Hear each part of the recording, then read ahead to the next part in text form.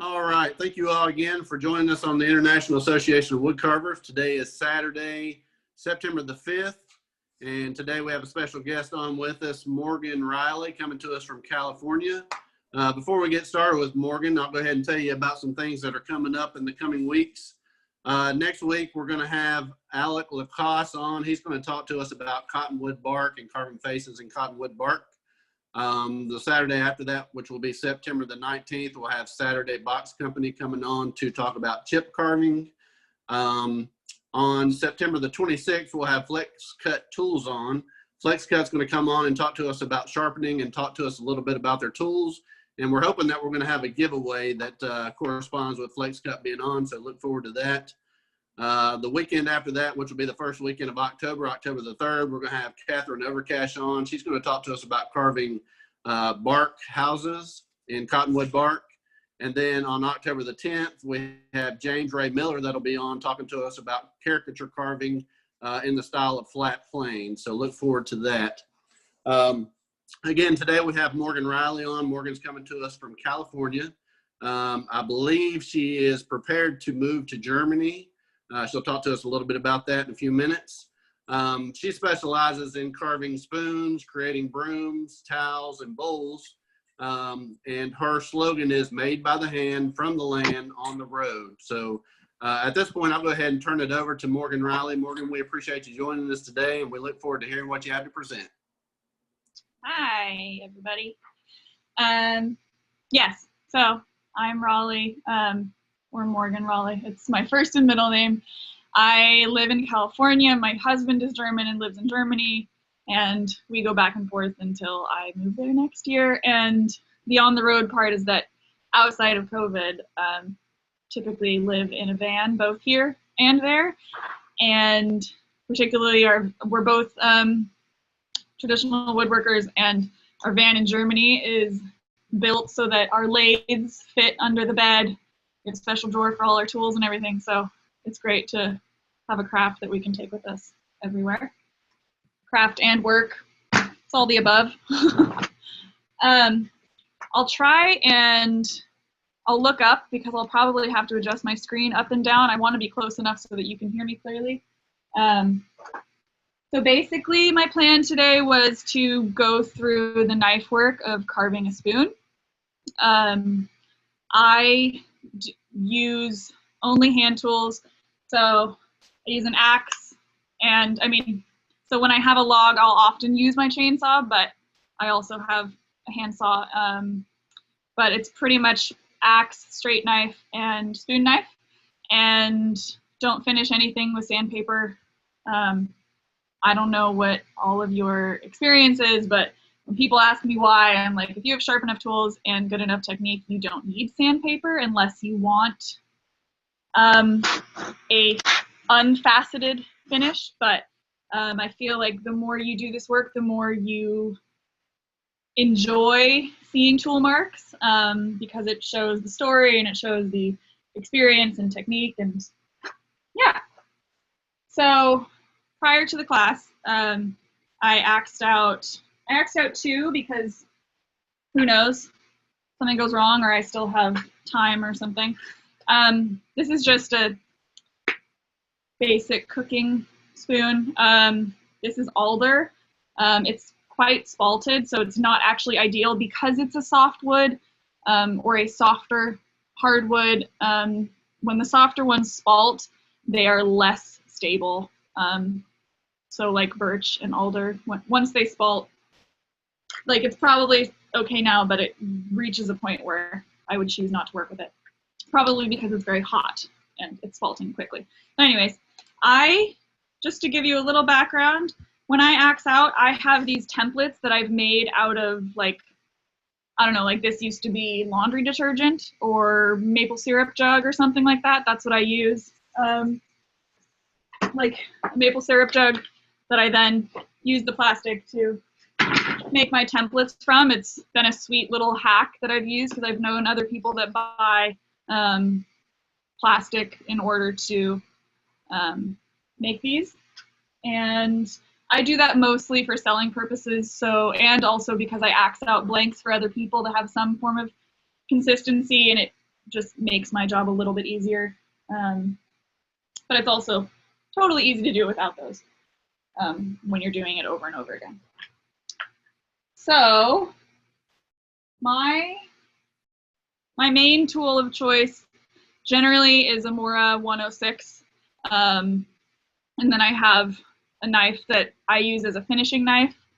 It has a thinner blade. This is made by two men. The blade was made by a man named Cyril in France and then handled by a man named Werner Fuchs in Germany. And a lot of people use their, I think the more they get on, they do use handmade knives, but also the Moras are just reliable and a reasonable price, and a lot of people end up using them professionally too. So generally when I'm carving a spoon or I'm teaching anybody, I think one of the best places to start, I'll see, this is what I did too. This one might have a,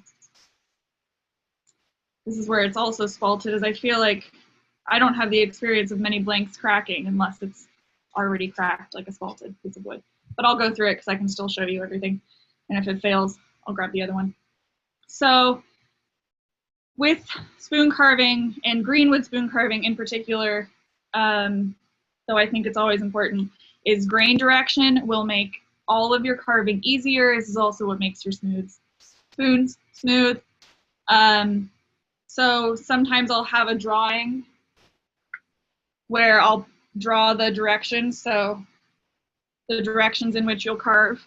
So like an arrow there, an arrow here, an arrow there, etc.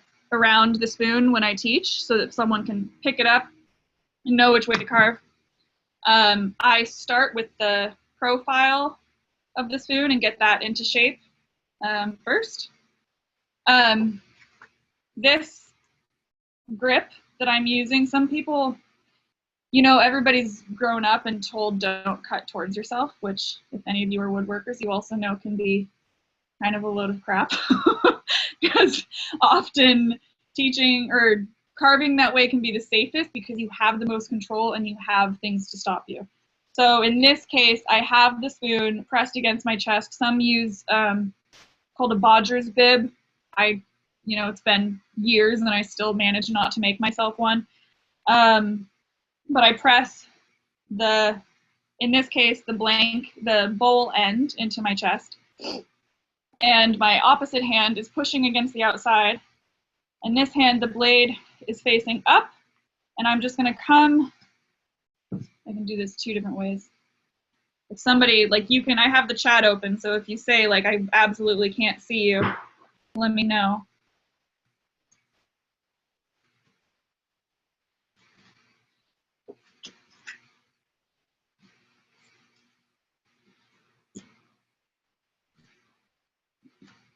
When you're working with the green wood, it's definitely easier to get long, smooth pieces as if you're planing the wood, which is definitely the goal. Takes a lot less work. Then often when people start, it's like, it feels like you're just making these tiny wood chips. Hard to find, it's always a balance in all, I feel like almost all craft, it's the element of like the relationship of tension between the two pieces. If you're doing basketry, if you're doing carving, it's like the wood and you're active, and that's how, angle and tension with carving to get control for smooth pieces. If you notice, I'm pushing with my opposite hand, which gives me more control so that I'm not yanking into myself. And the blade is always pointed out at more or less a 45-degree angle. But like the main danger in this position is that people start to rotate their knife towards their hand versus rotating the spoon blade.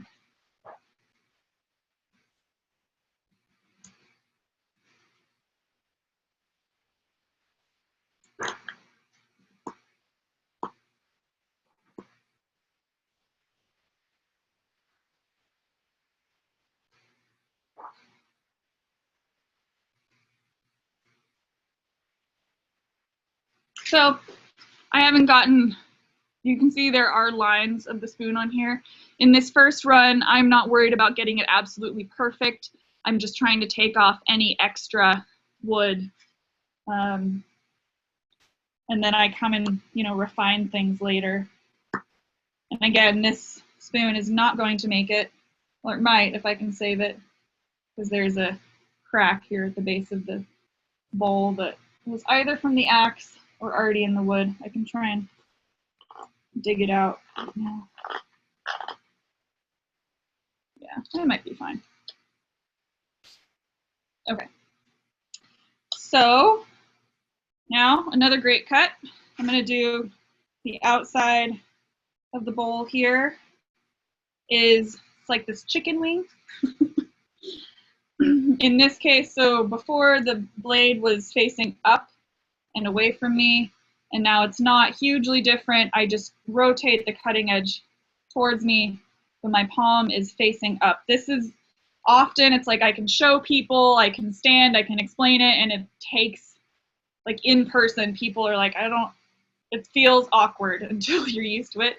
And the same with this movement, but you have a lot of power using your core. And I don't need to take off a huge amount of wood now, but I can do these big sweeping cuts because I'm using, oh, why did my computer went dark? Yeah. And then I'll do the same on the other side.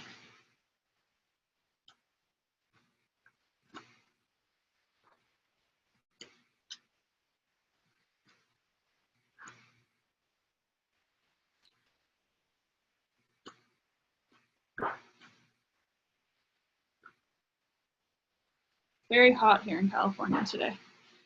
We've been having some nice cool days, but apparently this weekend, very hot. So back to this one with this assisted grip, working around the bowl here.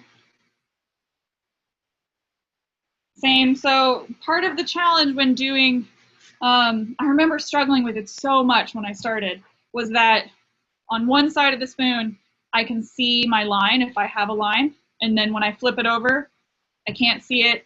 It seemed impossible for me to one day be able to not have that be an issue, you know, and then one day it kind of just starts to go away.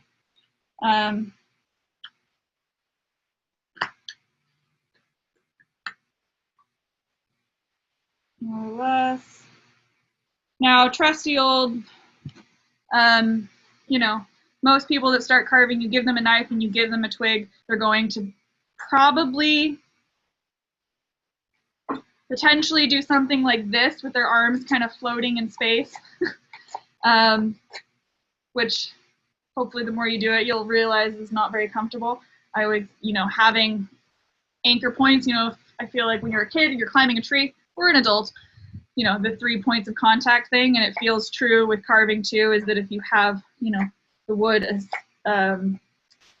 put on your leg or your arms attached to your body here, is that there's a lot more control. So the thumb push is also, other than that kind of wily thing, is people will start carving with their thumb, which a lot of beginners will spend a lot of time doing. It's also what I resort to whenever I'm tired.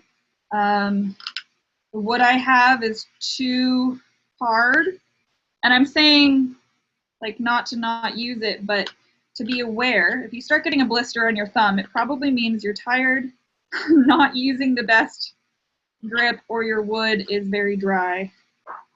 And I know I can be stubborn to try and make use of all the wood I have. Like, I know it's dry. But, yeah. Well,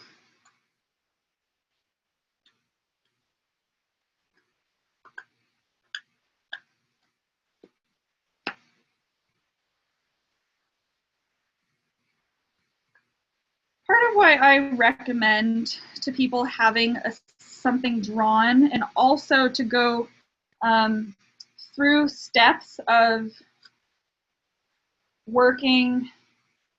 carving your spoon, like carving the profile and then carving the back and then carving the front, it's much easier to make a circle out of something that's square than to kind of chase around this spoon thing, and you lose the shape really fast when you don't have a system like that.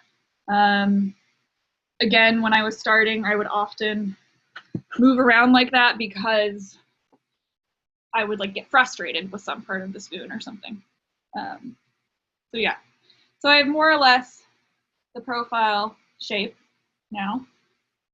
So now I will do the back of the spoon.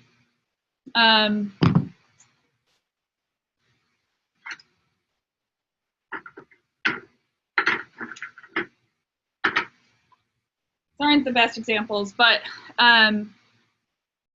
with wooden spoons, and this, you'll find that this isn't true with like bamboo spoons or even a lot of cooking spoons that you get in shops and stuff, but they're not necessarily the strongest spoons, is that you have a deeper neck, and then it often tapers off at the end of the handle. Sometimes it's square or, you know, perfectly round, but you want to make sure that you have enough depth here, which doesn't necessarily have to be a hugely significant amount, but you're looking for enough grain coming from the bowl into the handle, because if you have short grain there, or if you have short grain, like the grain going at an angle, that's how bowls snap. So sometimes with cooking spoons, I keep them a little bit more square, round. I mean, I have all sorts here, but like that one's quite even from neck to butt. But I say that because also when carving a spoon, this ends up being the, like, people whittle this away. It almost disappears, and that's when the neck of their spoon breaks. So you want to be aware of that. Sometimes it's good to take a pen and like put a mark and say like, don't cross this line. Here, again, chicken wing, but I'll also show you another one. This is where I have to tilt this down. Is if there's this notch like right under your kneecap. Sorry, I'm gonna put my knife there, notch here, right under your kneecap. And in this case, my knife stays still. I'm going to have the counter tension, but I can pull my spoon and get big chunks off. What's good about these different methods is that you can change, it's hard to see, you have to use your core, it's hard to talk at the same time. You know, you can use different muscle groups to work through something, and it might feel a little easier. Or for options, if you're taking notes, a kind of punch grip is that I can, it's hard to do both. Let's see if I can do that. Is I can lift my shoulder and punch the knife down as I'm removing kind of that end bit. Yeah, that's fine for now. If you do any sort of wood carving, I believe you know this. I don't know the experience of the group, but any cut becomes hard when the angle of your cutting edge into the wood is too steep.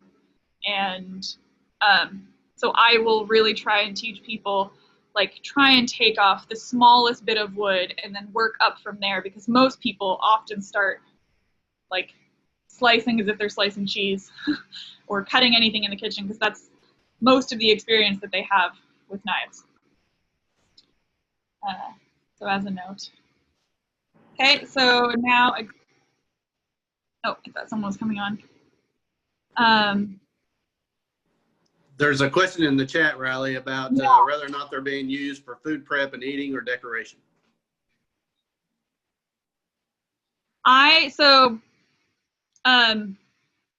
So many carving, there were so many carving spoons. I use them for everything. I mean, a lot of people are used to wooden spoons for cooking. That's fairly common. I think sometime in the last 100 years, there was some stigma around eating with wood as if it was unhealthy. And there's really nothing to prove that.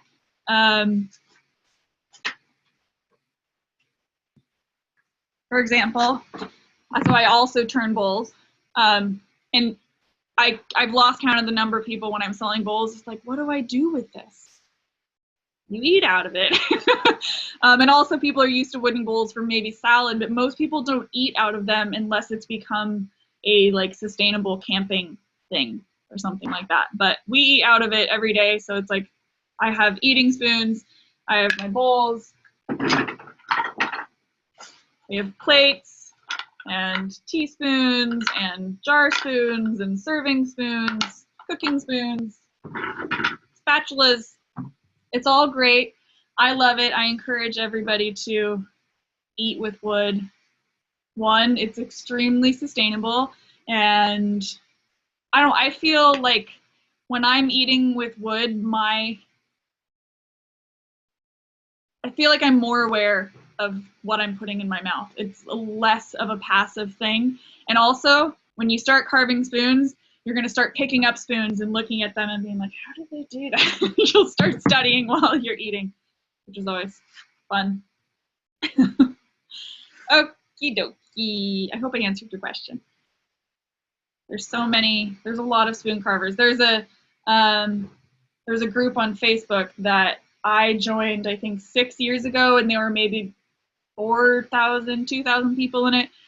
Last I checked, it was 25,000, and it's mostly about spoon carving, like green woodwork and spoon carving, though 90% of it is spoon carving. Might not even be specifically green woodwork, because there's definitely a lot of people carving spoons that don't do green wood, and it's more done with chisels and anchored to a table and sandpaper and all these things. And the great debate on those groups is often about how to oil and what oil to use and whether or not to use sandpaper, which is probably true in a lot of woodcraft. So, like in this finished one, you know, you want an even thickness around the bowl of your spoon, generally, with, you know, style and design coming in. So in this case, I don't need these corners, so that's often where I'll take off next, using any of these various means. You want big chunks. Just like when you're axing, which maybe come back and do an axing one, trying to get off big chunks is what you're aiming for, more efficiency. Unless, of course, you're, you know, doing refining cuts or something.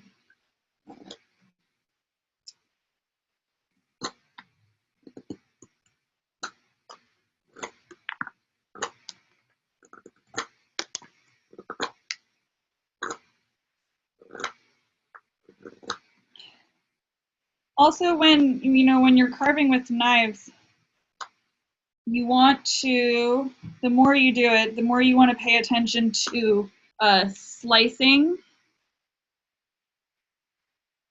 I will answer that. A slicing motion, you know, starting at the base of the knife, you have the most power because it's closest to your driving hand or where your power is coming from. And slicing up it, kind of think, I was actually mostly taught this with a draw knife, but it definitely applies to working with a carving knife. It's like switchbacks up a mountain. You're like breaking the tension, you're moving at an angle, and you're slicing, which is going to use the sharp edge versus the kind of force of pushing something through is more of what it becomes. So that's also good to know. So I start at the base, and I hope you can see, and, you know, go towards the tip of the knife.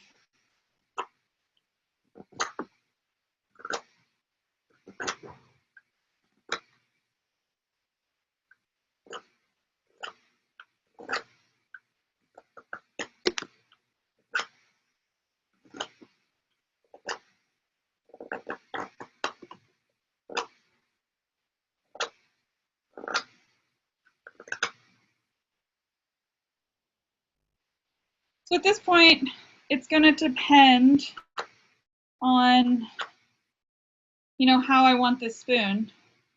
Right now, I have some nice facets. I don't know if you can see, there's like 1, 2, 3, 4, 5. So I could end up carving the inside of this and kind of having it curved, a little bit more shovel shaped, or I can bring this down more into a spatula, which I feel like somewhere in between allows you to use it for cooking and serving. So I generally take off, I left on a little extra wood than I normally do with my axe because it helps with demoing to show something a little bit more. And it's also a little bit more realistic when someone's learning that that's what they're going to do.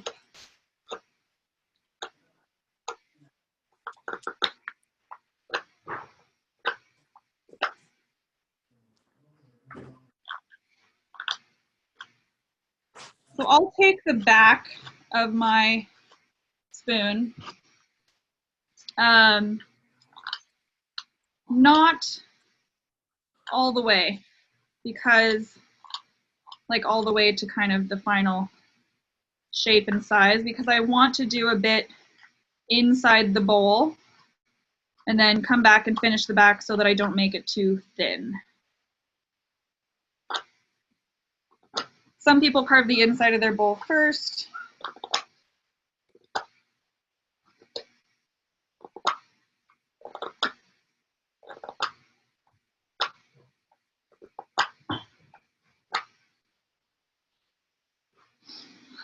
Yeah, I'm gonna use a hook spoon. Let me catch up on this really quick. Thank you for describing me. Yes. I can answer oil while I do a bit more of the back. So first, before I say that, as I'm doing even the thumb pitch, sometimes it's more of a pivot, which gives you a bit of that slicing motion, and it puts less strain on this tip of your thumb, which is you often get a blister or a callus.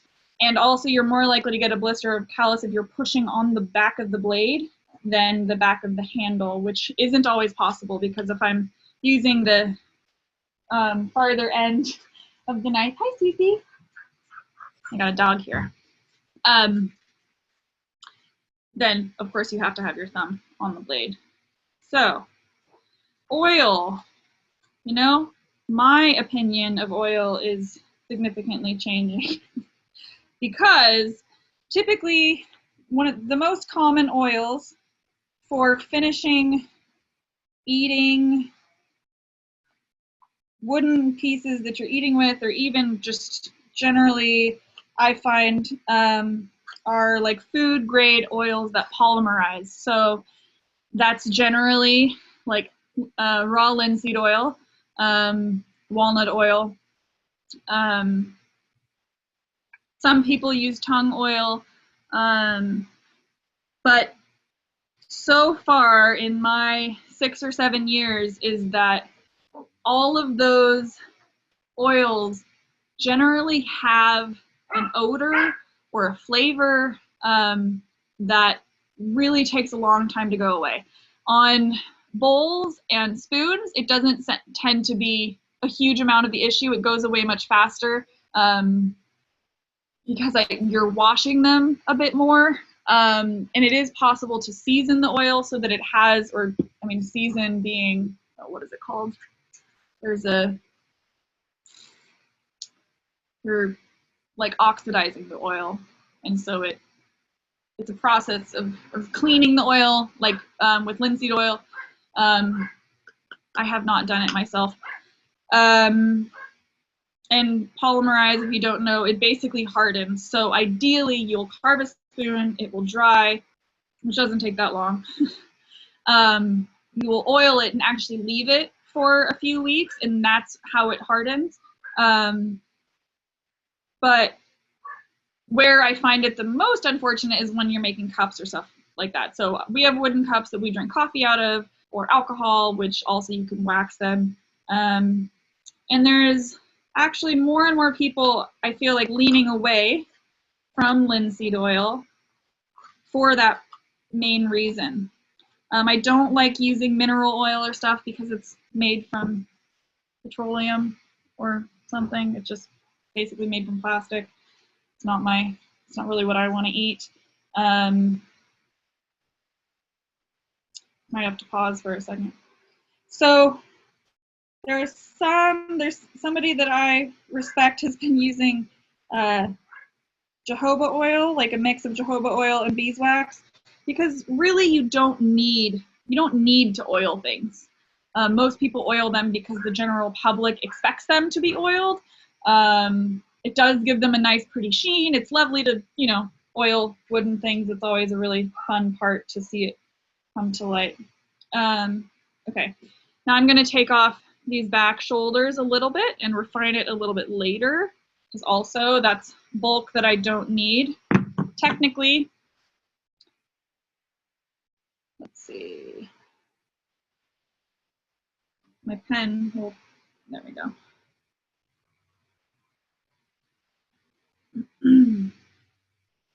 Might make it more visible for you guys.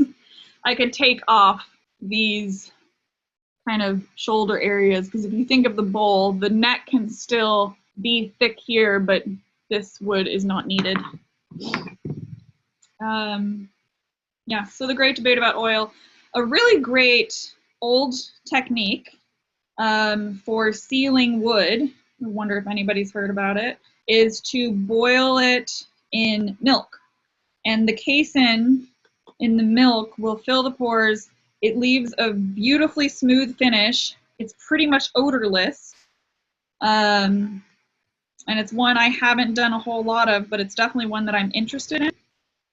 I have a fantasy of living near a dairy and taking their excess milk or something in the future. I don't know. I don't really want to waste a whole lot of animal products. So it's not one that I've always turned to. Really, there's not a total need to oil your spoons. If, especially if it's just for you, you're going to be cooking and eating and putting food that has oils in it. And why you don't use things like olive oil or coconut oil is that they'll just wash out. The second you put something warm in there, it's going to pretty much just not be there anymore.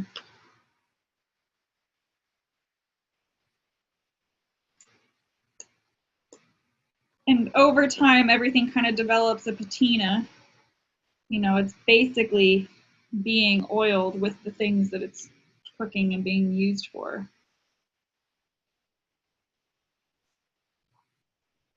What time are we at? About a half hour. Okay, now, as with muscle fatigue, yes, this is, I definitely get muscle fatigue. Also a sign of if I'm using wood that's too dry. And I tend to get it, well, I have, it's a bit harder for me to talk to because I have very young and I have like arthritis disease, so it doesn't help me. But I tend to get it more from axe work than I do from knife work.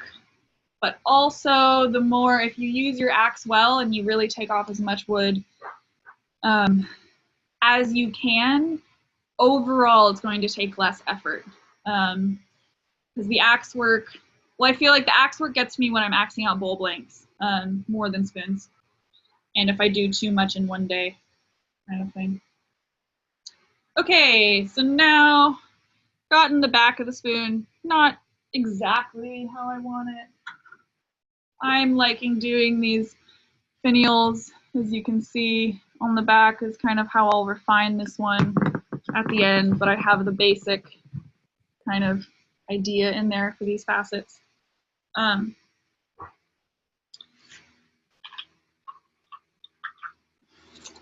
So generally I would, I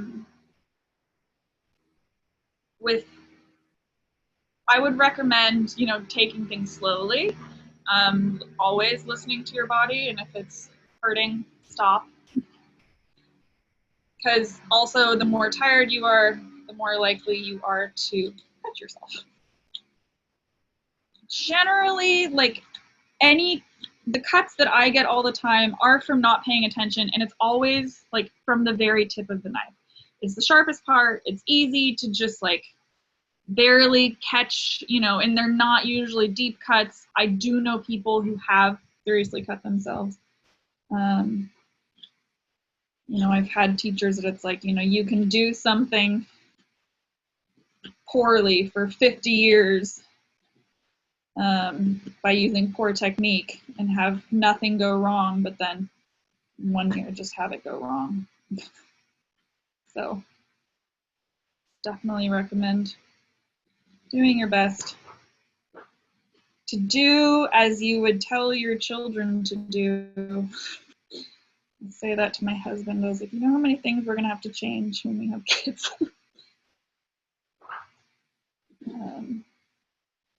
Or, you know, if you wouldn't want to put it on YouTube or something of your poor technique on using something, because you know someone's going to say, put on glasses or something, then you should probably put on glasses.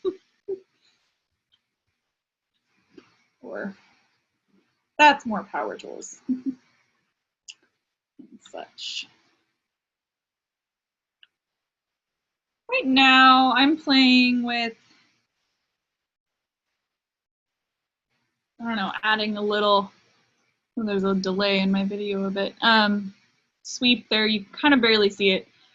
As far as spoon anatomy, you have your bowl, you have the handle, you have the neck, you have the crank. The crank is the crook, like this is the lowest part of the crank, which lowest part of the crank is generally between the back third and bottom of the handle. Can everyone hear me okay? Yeah, you're good, Morgan. Okay. Just because I see my video like kind of being glitchy, I hope that my voice isn't. And crank is for you, like comfort and usability, the amount of food that you can pick up. Generally with a cooking spoon, you don't need any crank, you know, it can work well. When it comes to an eating spoon, if you follow along or you start paying attention to some Greenwood spoon carvers, you'll often see that there's breakfast on mine. Their eating spoons are more expensive than their cooking spoons. Because having something feel comfortable in your hand, in your mouth, be strong enough, be at the right angle, it's much harder to make a very like ergonomic, comfortable eating spoon than it is to make a cooking spoon, which, you know, more or less can be something round on a stick, and it moves and it scoops and it does things. Not to say that a lot of experience goes into also making cooking spoons. Eating spoons just have more to pay attention to, ultimately.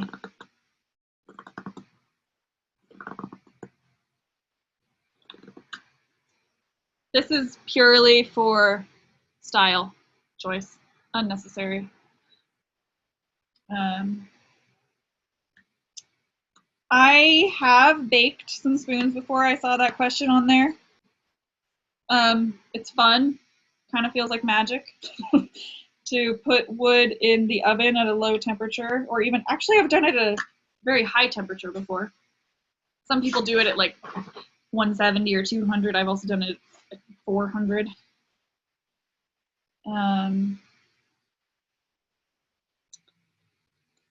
So I'm about to start the inside of my bowl, but I have this piece here that I want off. Okay.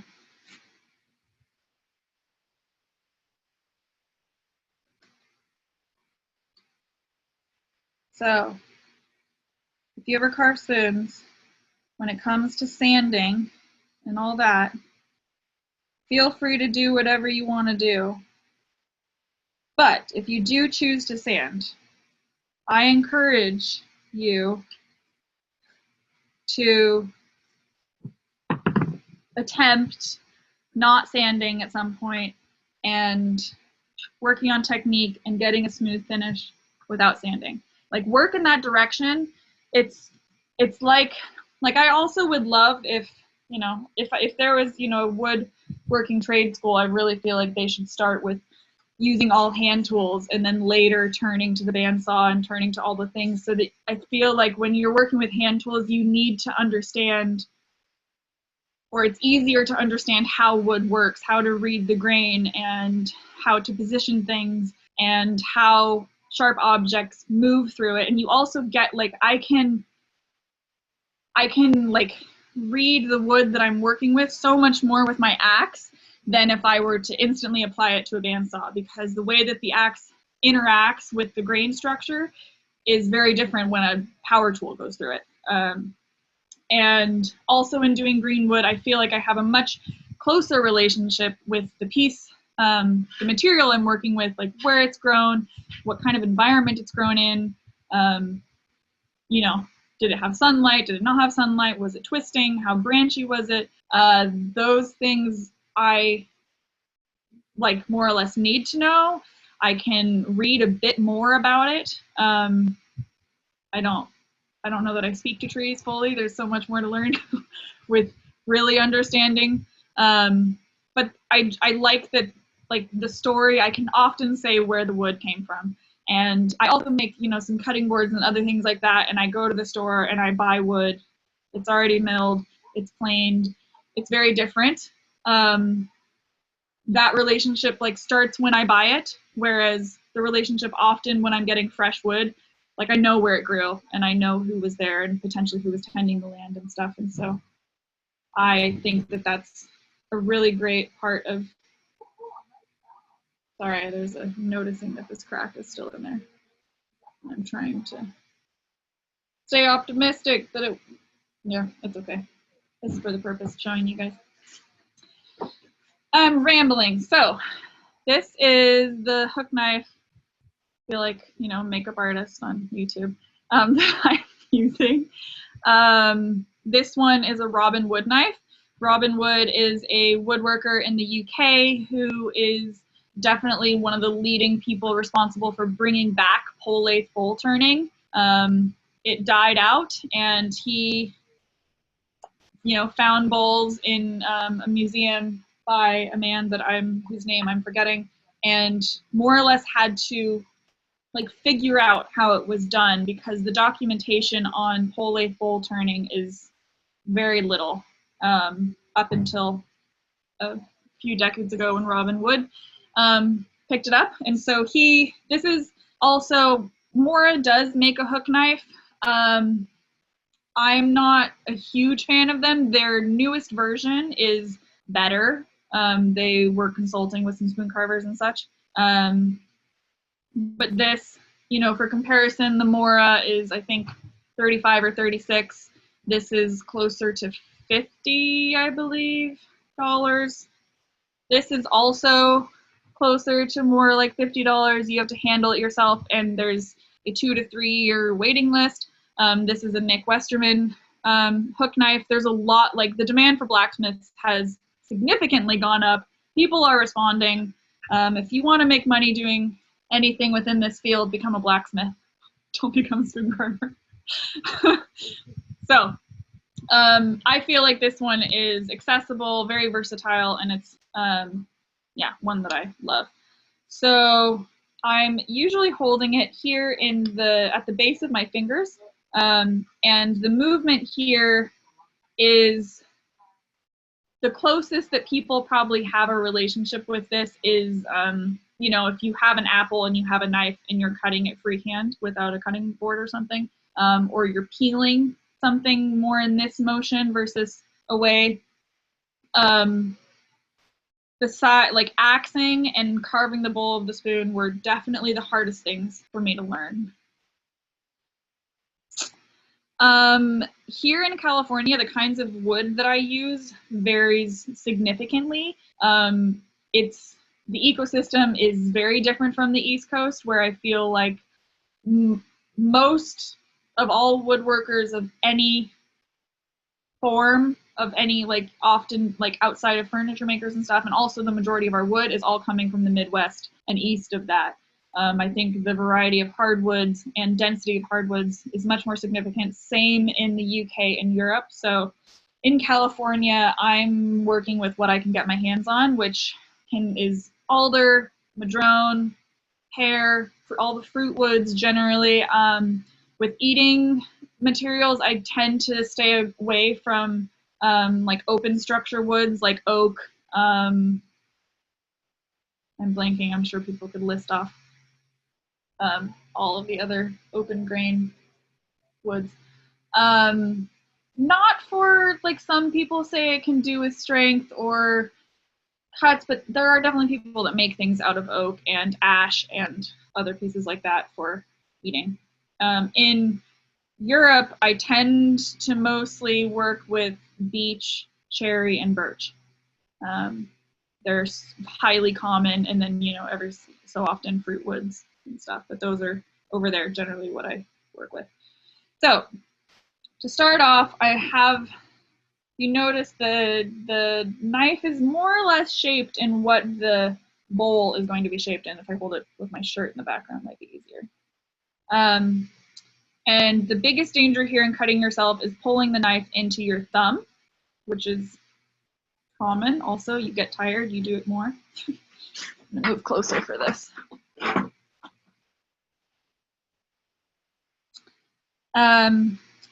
So here I'm going to start by taking out, I have my thumb out of the way in the back, and I'm going to start by removing the material down the center. I'm really trying to sweep all the way from one side to the other of the crevice that I'm making. Focusing. Of course, I don't usually carve with my hands floating.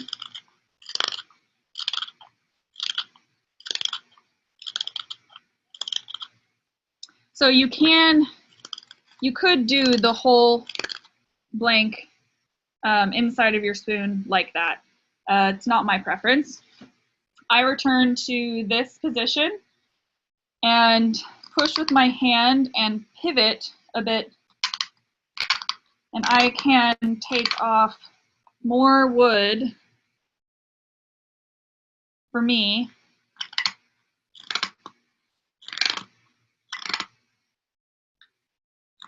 at a much faster pace.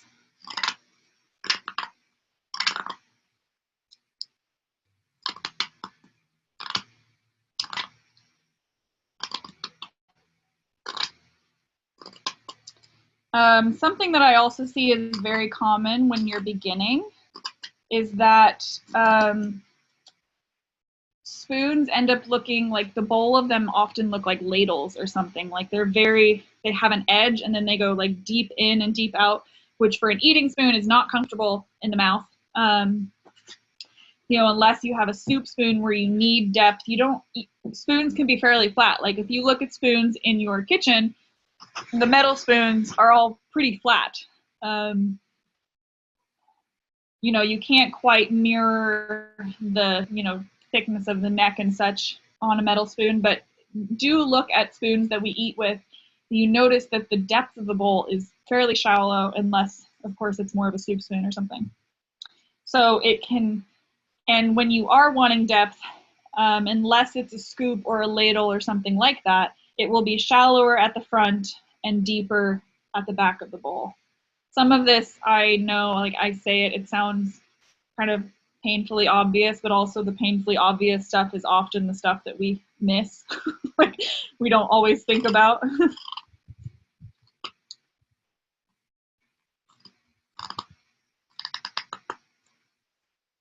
So I will do this all the way across.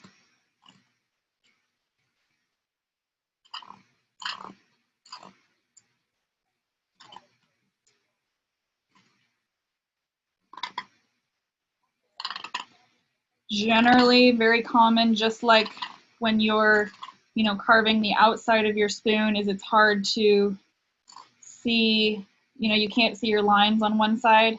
With the bowl, there's often one side of the bowl that's harder to do than the other for a lot of people. I can talk a bit about sharpening.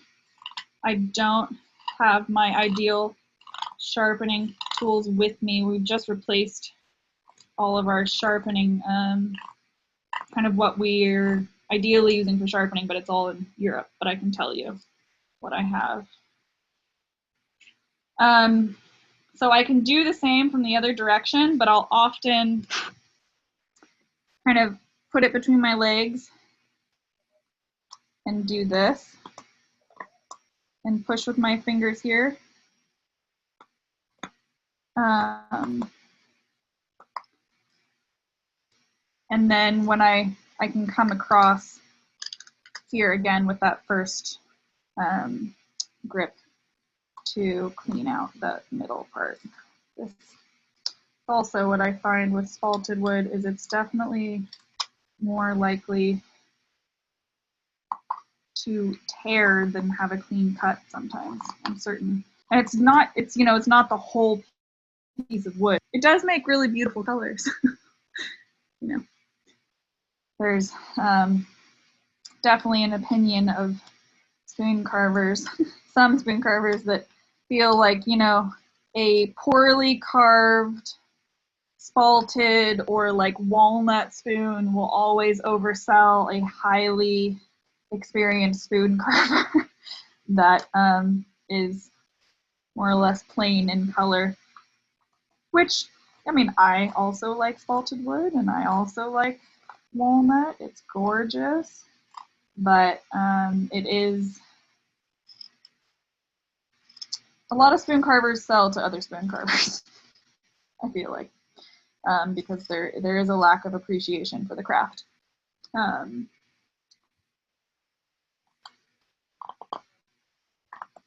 But that's definitely one of my, as was mentioned at the beginning, is that I do other crafts. I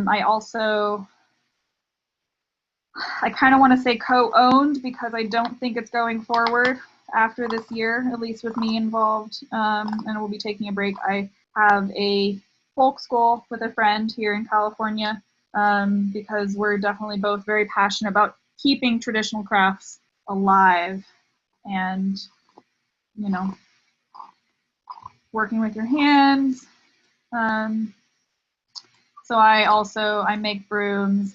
I would not consider myself a weaver, but I do some soft fiber basketry, but you know, I have spent a lot of time doing willow basketry and some natural dyeing and other things.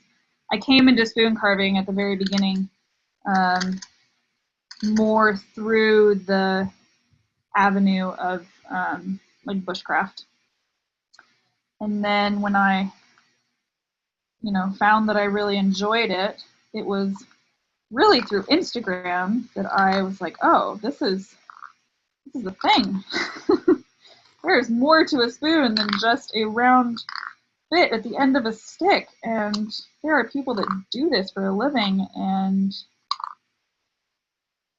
you know, there can be people that you look up to in every niche. And I went to England and did a apprenticeship there, more or less, with somebody. There's a much more significant presence of green woodworkers in the UK.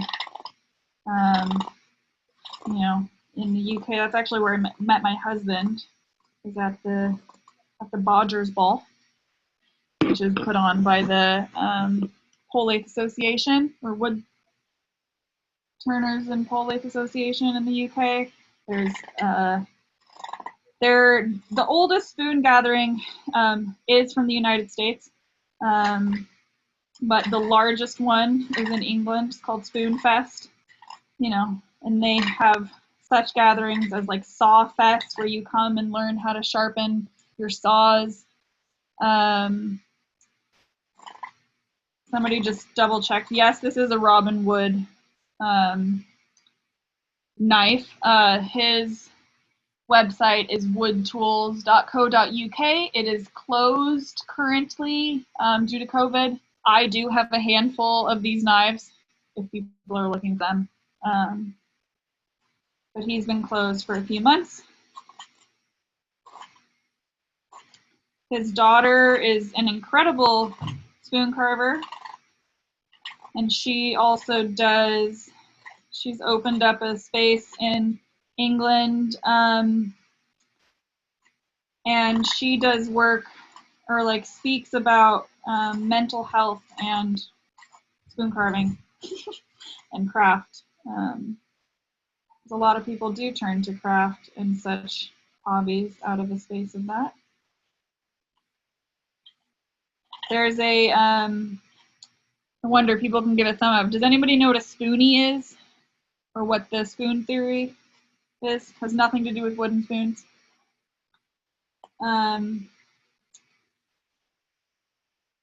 So here I'll explain what spoonies are, but I'm just continuing to bring the bowl, you know, a little deeper with the same methods I was using before.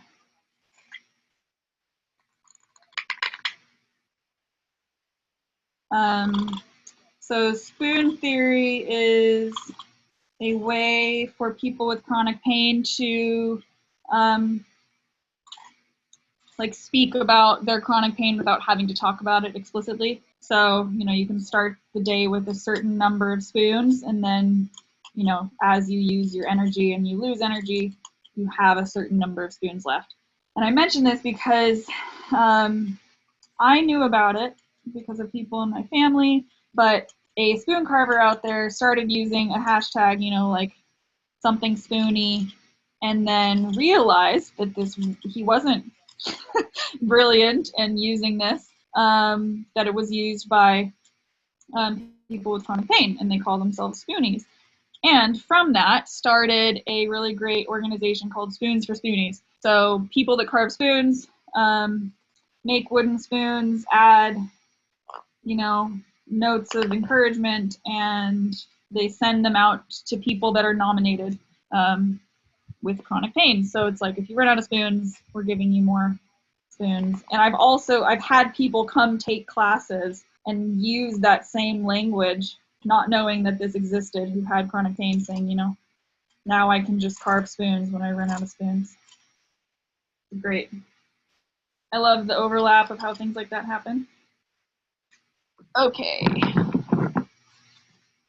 So I've taken out a lot of the wood. It's a bit hard to see in video, but carved out the bowl there. Also, in the heat that I'm in, my spoon is drying quite rapidly.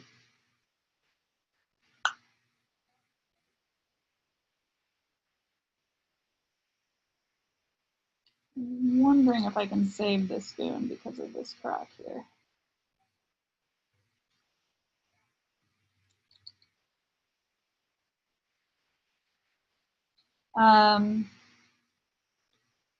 Other fairly common, it feels ironic that I have a crack in this spoon because a big question, like whenever, if I'm doing demos or something or teaching, is people do ask about how do you keep things from cracking?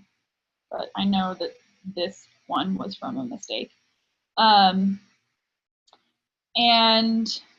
I tend to find spoons crack, or bowls, generally from the rate at which they dry, but usually with spoons isn't so much an issue because they don't have a large, like a huge amount of mass.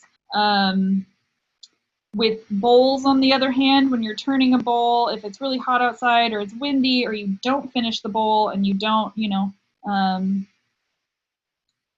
store it properly as it's drying, it is more likely to crack. But with spoons, they crack because there may have been a crack, you know, you didn't notice, because cracks can be pretty invisible in wood. And then as you start to carve away, you know, it gets a little thinner and the tension of the wood changes and you're more likely to see the crack. So it's either that it was in the log or piece of wood, you know, like the extension of a crack that maybe you did see and you tried to cut away but didn't get all of it. Or if you go to my Instagram, which actually I've just changed, I added it to my name here in the Zoom. My main Instagram page is just morganraleigh.c, but now I've changed this to in the shop because I want a dedicated place to where I can talk about craft. But I made a series of videos of axing out. And I'm saying this because you can go watch, and I think I talk about it, but often places that spoons crack in the process of carving are here in the side of the bowl. And that's from, in the axing process, the axe just like tapping, just barely bumping that part, and it, you know, shoots a crack down the side. Might be able to do it. We'll see. So in this case, that happened today. And sometimes it's totally fine. Other times, I think if I wasn't doing this with y'all, I would have probably made myself another spoon blank. So now I am, see if you can see, you look down the handle, I don't know if you can see, I have to put it straight on where the camera is. These bits here, you can't quite see it, but I'm evening kind of the height so that they look the same at the back of the bowl. You know, the angle that I look at it is actually down the handle. And this is why, as you go initially kind of creating the shape, you don't want to make it perfect, because as you go around, you're going to come back and refine it.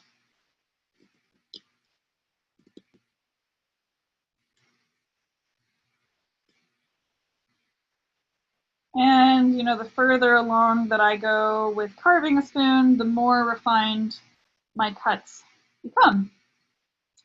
And I might even, at this point, yeah, technically around this point, I would probably leave the spoon and let it dry, because I'm going to come back in once it's dry and do some finishing cuts and smoothing cuts. When the wood is dry, you are going to get a smoother finish. So you work with green wood initially because it's a lot easier to work with hand tools. But then once the spoon is dry and you come back with a very sharp knife, it can leave a buttery smooth surface. I'll often add, let's see, I don't know if I have anything closer. No, this one isn't necessarily closer to completion, but is when the wood is dry, just to show this one's, you know, it's pretty close to its final shape. It's in there. I'll definitely work on refining the back a little bit. I'll come in, and sharp edges are the places that are going to dent, take impact. So you can either come in and kind of burnish the edges with the back of your knife. There are also people that sell some burnishing tools. That will also be some way that some people smooth your spoons, but to burnish a spoon, it still has to be pretty smooth with your knife finish. It's not going to make it smooth if it's already pretty fuzzy. So some people might do that, burnish kind of the corners, or I'll come with my finishing knife and do very fine facets, chamfers on the edges to take off that hard corner, which is also satisfying to see how thin and how long can you get these little tiny, I don't think you can see, spirals. Yeah, what else do we want to say in the time we have? Somebody asked about sharpening. I can also say a little bit about tools. So I showed you those hook tools, those knives. I have these fun sheaths we've made.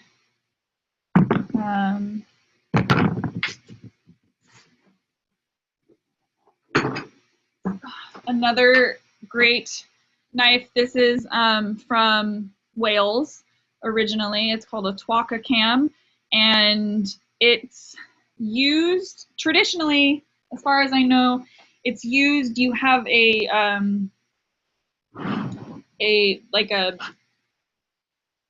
not just a necklace, but I'm trying to think of like a lanyard attached to the handle, and you have the counter pull of your body in scooping, and it, it's a technique that's separate from a lot of the other hook knives and not one that I've mastered. So I wouldn't say I've mastered any of it.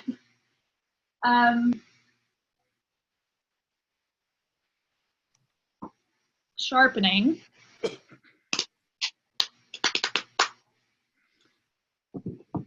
When with like the Mora knives, do carvers also use normal guided carving? What is the normal language you're working on? I'll answer those questions. Maybe I'll do that before sharpening. So, well, as far as like spoon anatomy, again, I'm totally speaking in averages and generalizations because, style, so many things, comfort, particular use come into account. A spoon can often be broken up into also 3 pieces, like 3/3 more or less. You have the bowl and then the neck area and then the back end of the handle. When I have a cooking spoon, the handle is definitely longer for eating spoons. Or this spoon, which I didn't make, it's closer to like a pocket spoon, basically something I could carry around with me everywhere. It's going to have a shorter handle. So all of that to say is that the lengths, so I have a jar spoon, and this, I have made so that I can go into like mason jars to get to the bottom of that. Teaspoons, tiny scoops can be a few inches, somewhere between 3 inches and 12 inches are generally the length of my spoons. Eating spoons are probably more like 5 to 6 or 4 to 7, depending on if it's pocket spoon or longer. I don't use gouges. There are some people that do use them that I kind of relate to, feeling like we're in the same field of spoon carving. I generally see gouges used with seasoned wood. And it does feel like a very different technique. And I relate, I don't want to generalize, but I relate like using gouges with using rasps and sandpaper, and it's like a different tool set than an axe knife and hook knife. There are some gouges designed that you can kind of use similarly to the hook knife, and some people just prefer them. And then I'm like, here, let me.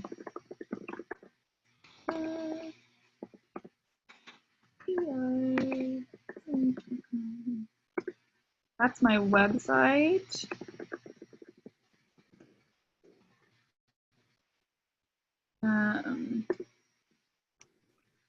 Have you ever tried using deer antlers for varnishing? I don't know what it is. What is that? A deer antler. Oh, yeah. And I use that yeah. for varnishing a lot of my carvings, even the faces on people.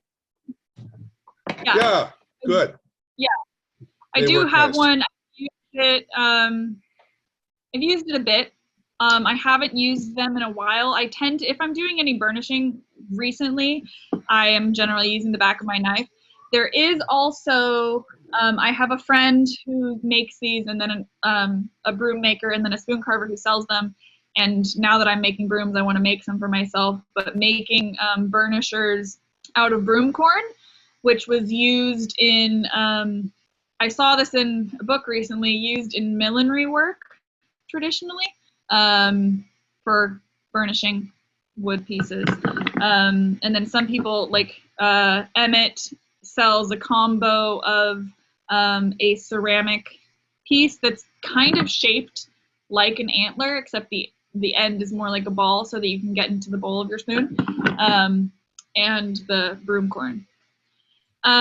For sharpening, for like everyday sharpening, I am generally, my preference to use a like peel and stick sandpaper, ranging depending on the condition of the knife. Hopefully, if I'm using it and like taking care of it regularly, I can start at 1200 and go up to 7000. If my knife is in poor condition, I'm going to start at 600. If it's in very poor condition, or for like the Mora knives, it can be helpful to hollow grind them on a Tormek or something, so that it's much easier to have, you know, two. This one is not hollow ground, but when you hollow grind it, you're going to have this cutting edge. The somebody help me. What is the angle called? The bevel? Yes, thank you, the bevel. You'll have a point, and basically it will be convex on the bevel. So when you are putting this on a flat surface, it'll be much easier to keep it flat. Most people's challenge with sharpening is that they start to round onto the tip, and then you have a convex blade, which is very hard to get sharp for any kind of wood carving. That's one of the biggest differences between carving tools and, you know, a bush knife or any other knife, is that the bevel is much steeper and it's longer, or not necessarily always steeper, but it's a longer bevel, unlike, you know, a kitchen blade is like this and a carving blade is like this. So it doesn't get stopped at the end of the bevel. So by hollow grinding it, it's easier to sharpen. So I might do that initially, or if it has a really big nick, then I'll take it, you know, to the lowest grit possible. And I will put it on again, I'm blanking, I was just looking at this yesterday, a great website. Oh wait, I'm not typing.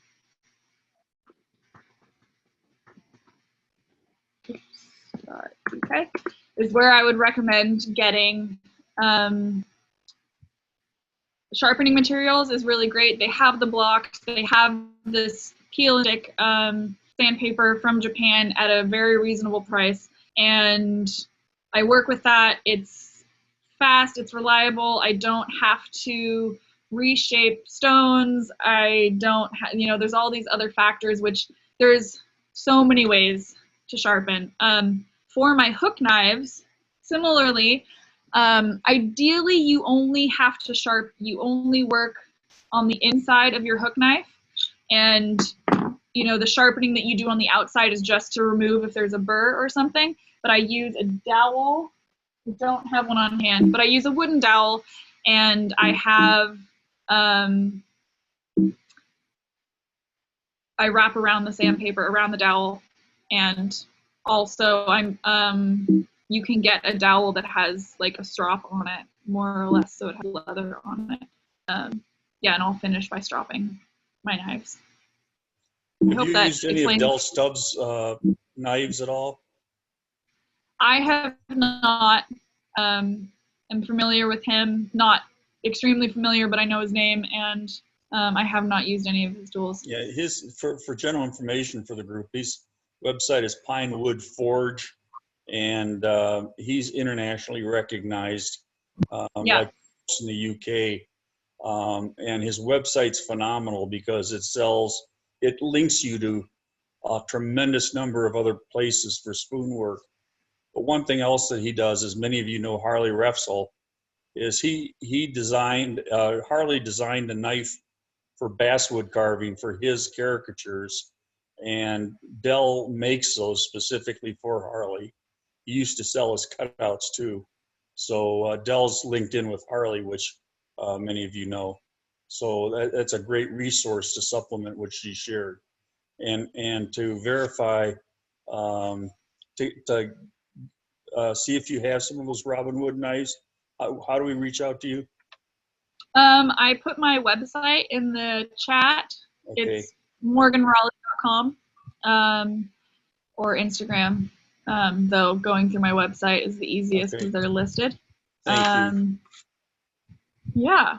This is great. I Great. enjoy spoons as much as I do caricatures.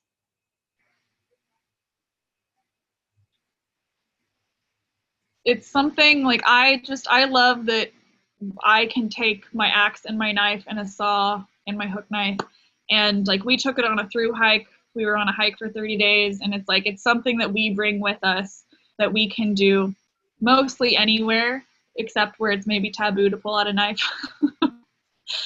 But otherwise, it's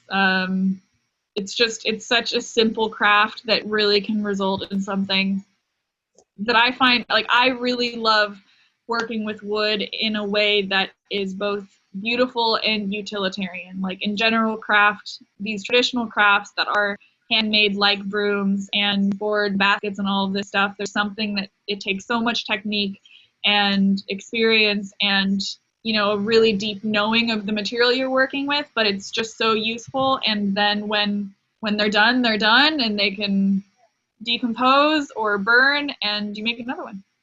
Unlike so many things we have to do.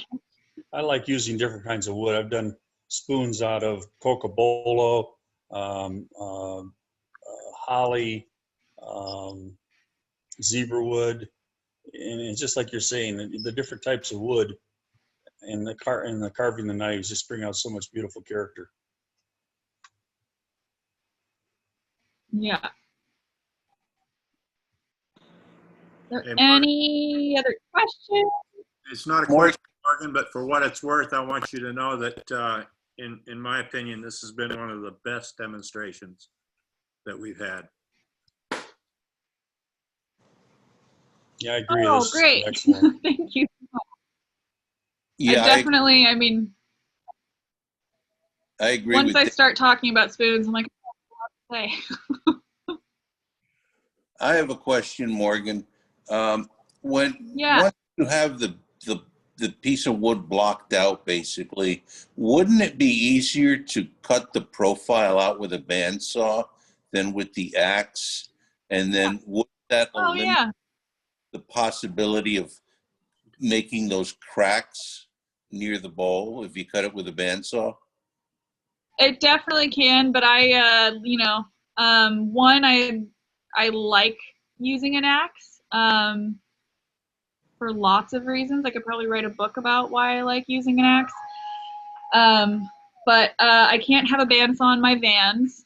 I also, if you see, my workshop is like right now in my mom's like tiny front yard, and I think, you know, later in my life, both for the preservation of my body, probably more than anything, and if I really, like woodwork is not my main source of income, but it's definitely part of my profession. If I really want to be more in production mode with spoons, I probably would turn to using a bandsaw to make my blanks. But I mean, there's plenty of people that can axe out a spoon blade in the same amount of time, if not faster, than with a bandsaw. And I tend to, like, those cracks don't tend to happen unless I'm in a rush and I'm distracted, which is, I was on a phone call earlier when I was making the spoon blank, because there are ways to avoid that exact thing happening. It just tends to happen a lot at the beginning because our force goes too far, or we don't know the wood or something like that. But you are right that it is easier, but that's where it's also easier to, you know, use a bandsaw and a router and sandpaper, and then don't even have to touch sharp tools. I have seen a lot of spoon carvers, and they all seem to use axes, but I just thought that the bandsaw would be easier, but your reasons are very valid. Yeah. I tend to turn to the axe. Like, I haven't done much caricature carving, but I've, you know, carved other things that are less practical, and I still start with the axe. I feel like my confidence with the axe actually shifted when the teacher that I had, she's like, we're not axing out spoon blanks. Here's a block of wood, make a bird.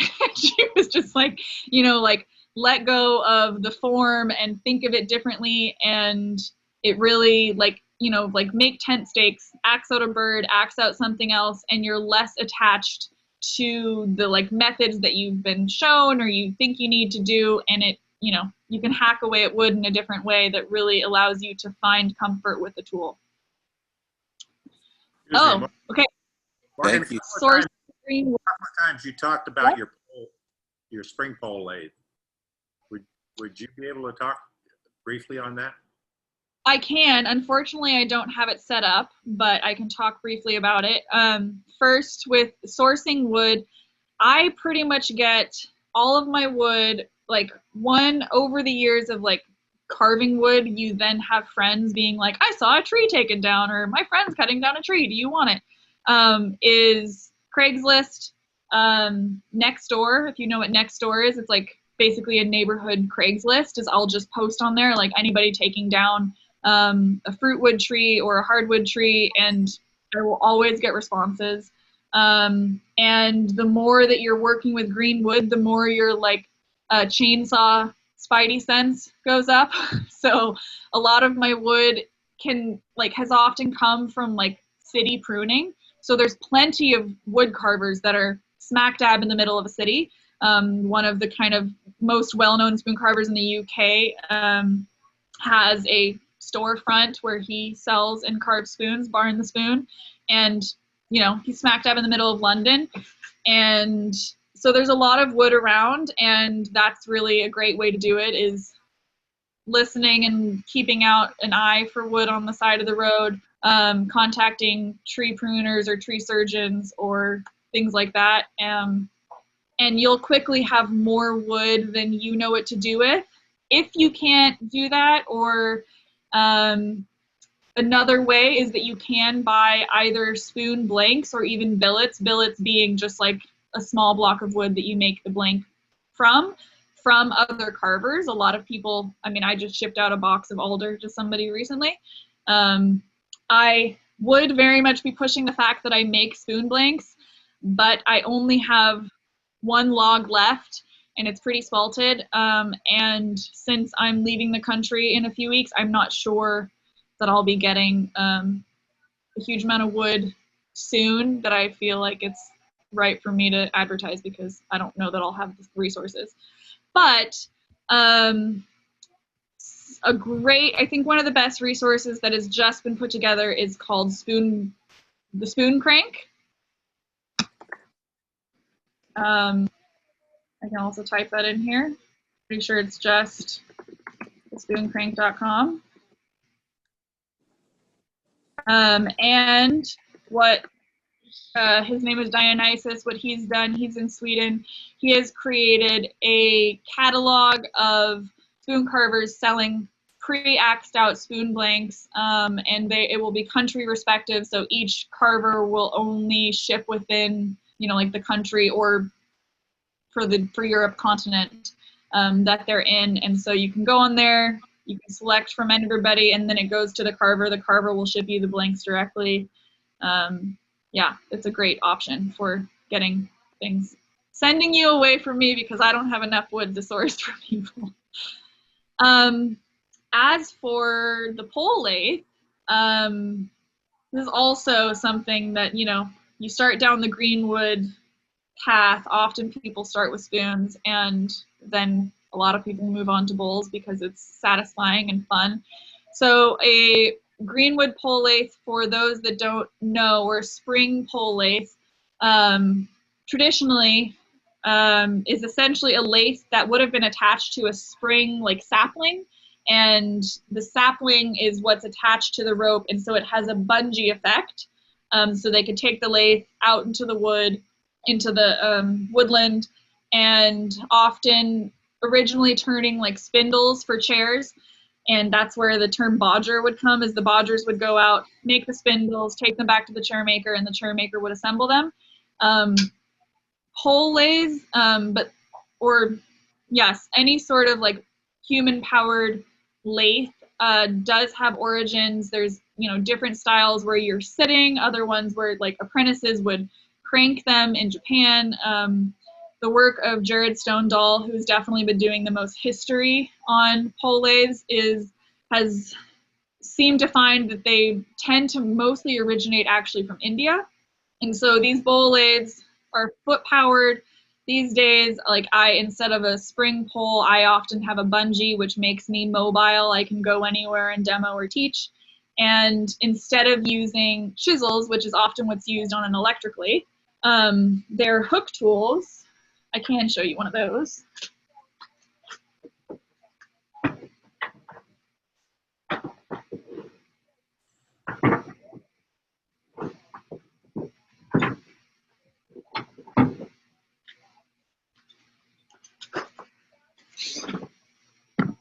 So they're basically like small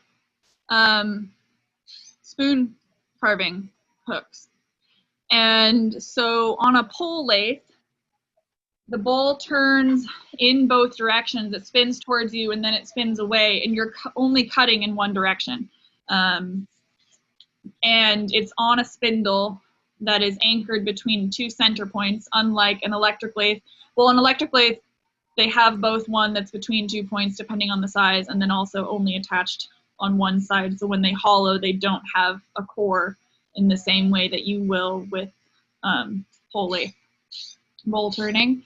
But there's it can be a much slower process than an electric lathe. I watch videos of electric lathe and I'm like, it's just not fair, but it feels like a totally different art form. And actually Robin Wood at one point did a speed contest of making a bowl of the same size, from the same size blank, on a pole lathe versus an electric lathe, and actually beat the other guy. So it's possible. It is a lot more physically demanding though. You are pumping with your leg. So it's, yeah, I love bowl turning. Generally, I think it's much easier to become good at bowl turning than it is at spoon carving, because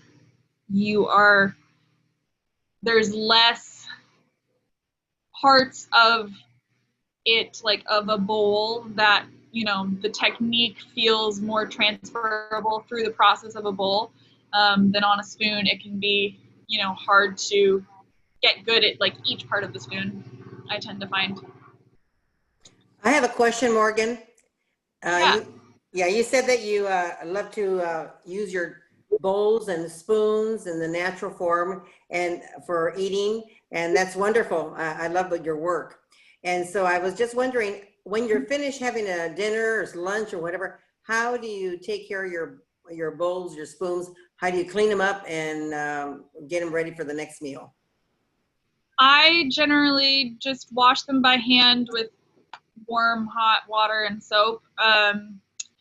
You know, I think maybe it's more common knowledge, like people say don't wooden things in the dishwasher, and that is for two reasons.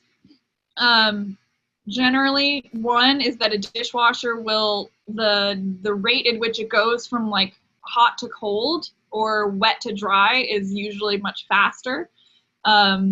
Just like if I wash my bowl, I ideally won't go set it in the sun, because that's how wood cracks, is the rate at which it's drying, is because the tension will from going from wet to dry is often how it happens. So I wash it by hand, Okay. you know, just like you're washing any other dishes by hand.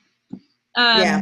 And the reason, you know, some people don't like, they have this relationship of not liking, you know, maybe they've tried eating with something like a wooden spoon or something before, is that because most of the things that they're probably eating with have been sanded, and you know, essentially when you're sanding something, you're ripping the grain apart, and that's why you have to go into these higher and higher and higher grits. And so when it gets wet, it gets more fuzzy, and so those grain lift. So some people, like, there's books out there for spoon carving where they're like, you know, you boil your spoon and then you let it dry and then you sand it again. So they're like triple raising the grain and going finer and finer. But I'm also like, just sharpen your tools. That's all you need to do. There's so much time in that. Like, why do that? Thank you so much. Morgan, quick question. Do most of your hook knives, are they made or do they come from Europe? All of mine do, but that's not to say that there isn't a lack of blacksmiths here. The more, I think generally, like, tool making in general just I mean, everything has more history for a lot of these things coming from Europe, but, you know, tool steel in general is known for coming from there, and there's a higher concentration of people, which means there's a higher concentration of all general jobs. But it's also where I've spent the majority of my woodworking career. So they're the people that I've known personally. But there are lots of people, and I wish I could spew off names. Some have been mentioned, like Del Stubbs and Matt Templeton, or Matty White. And there are more and more, and the more you find them, the tools that you're going to want to get are going to become more and more on a wait list. So there's a lot of blacksmiths with long wait lists, but then does sprout up new blacksmiths on a regular basis. And a lot of them are getting very good at it. So there's a lot more options than there was even just 3 years ago. And Del Stubbs typically has a 3 to 6 month wait list. Morgan, these are blacksmiths in America you're talking about? Yeah, in both places. There's definitely yeah. I haven't got any new hook tools recently. Like, there's a hook tool that I'd like to get my hands on that I've been trying to get for a few years. And he only sells like 16 at a time, and they sell out within minutes. But there's other people definitely making things. Yeah, I think something for me with tools, like, I do appreciate a word of mouth aspect, because good tools can often be expensive, and a lot of people can still be selling at the same price and not be of the same quality. So it's hard to just, for me, wildly invest in new blacksmiths. Thank you. Thank you.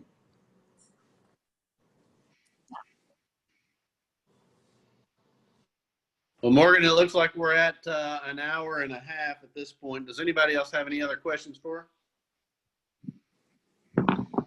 You're also more than welcome to send me emails, Instagram messages, and I'll do my best to always get back to you in a speedy manner as much as I can.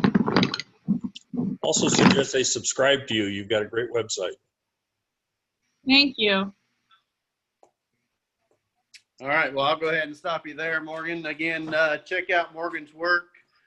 She has items available at morganriley.com, or you can go and see her on Instagram. I wanted to let everybody know about a few opportunities that's coming up that you can participate in as far as classes go. Dave Stetson has a class. Dave's on our meeting today. He has a class that's going to be starting at the end of September. It's carving a Santa caricature out of a rough out. And if you're interested in participating in that class, contact Dave directly, and he'll give you the instructions as far as how to participate in that. Chris Hammock is also offering classes, and we're in the process of trying to see if we can get Chris on one of our meetings. He is doing design and I guess, instruction on caricature carving. So if you want to participate in one of Chris's classes, contact him directly. And then we found out this week, Kevin Applegate, who's also in the CCA, has a new website. It's Second Alarm Wood Carving, and he's offering classes there. So if you're interested in participating in that, go out and check him out. Again, we'll meet next week. We'll have Alec Lacoste or Alec Lacasse on next week. That's going to be carving faces in cottonwood bark. And again, Morgan, thank you for participating today. Thanks for all your information. Very educational. So we appreciate you coming on, sharing your time with us.